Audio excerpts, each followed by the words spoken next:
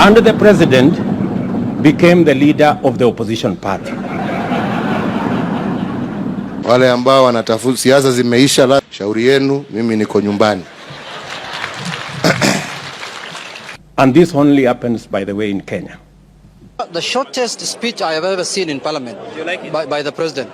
It has never happened. Looks like there were no serious issues to discuss with the Kenyan people. The sitting deputy president became the candidate of the opposition. And the leader of the opposition became the candidate of government. And as things would be, the opposition candidate won the election and became president. And the president became the leader of the opposition party.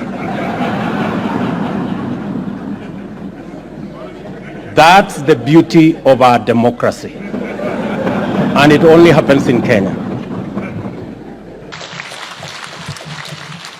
Sisi haja yetu ni maendeleo Kenya mzima. Sisi hatuna siasa.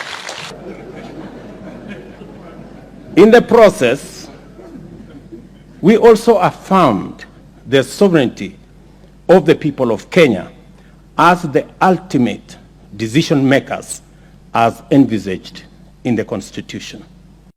The president looked like somebody who's still in campaign mode, still campaigning, still talking about issues of hustlers, still talking about the issues of bottom-up in the judiciary, he's still talking about who was the opposition candidate and who was government candidate. Those are now things that are dead and buried. With the declaration of the results at Bomas, those things are behind Kenyans. The worst thing I've seen today is that the president is still issuing new promises. He had issued promises during the campaign. He had a plan and manifesto. Today he was issuing new promises that are very new to the Kenyan people. So I don't know, is it promises over promises over promises? All those things should have been covered in his manifesto when he was campaigning. I promise to lead an administration dedicated to the just and fair government of all Kenyans in order to deliver a Kenya for everybody. I commit to be the loyal, hard-working, devoted president of every Kenyan, and my administration will serve all without regard to any distinction, real or imagined.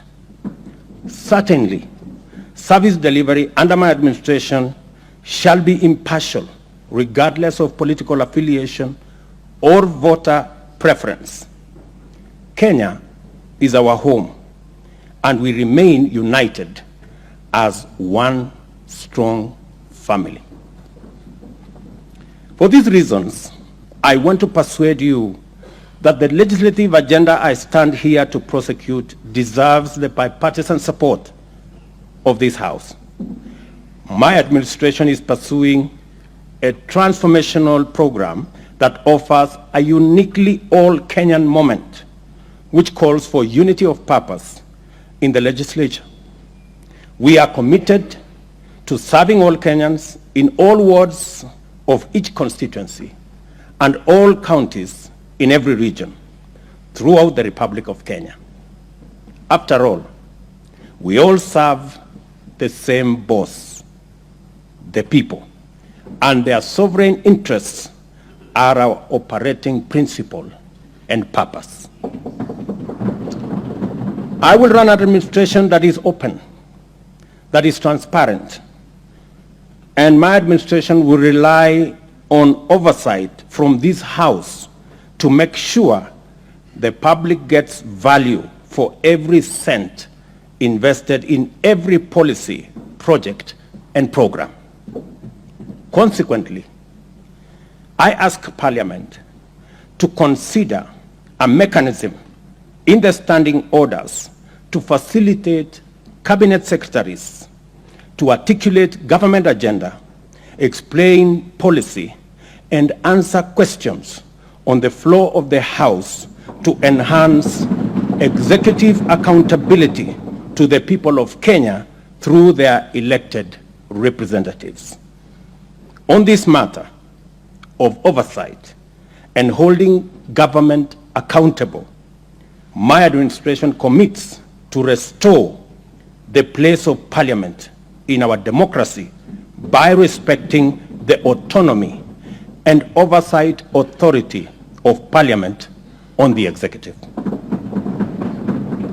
Equally, I am a firm believer in democracy and the rule of law.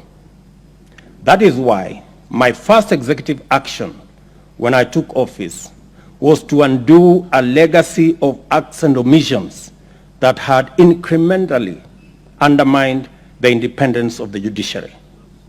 For avoidance of doubt, the judiciary is an arm of government just like Parliament, and my administration will be intentional in respecting the constitutionally mandated systems of checks and balances.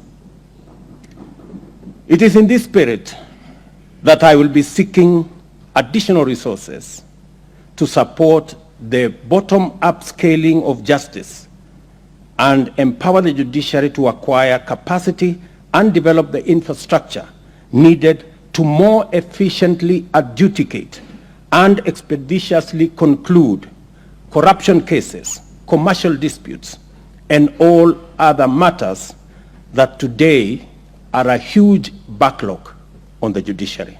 Shauri yenu, mimi niko nyumbani.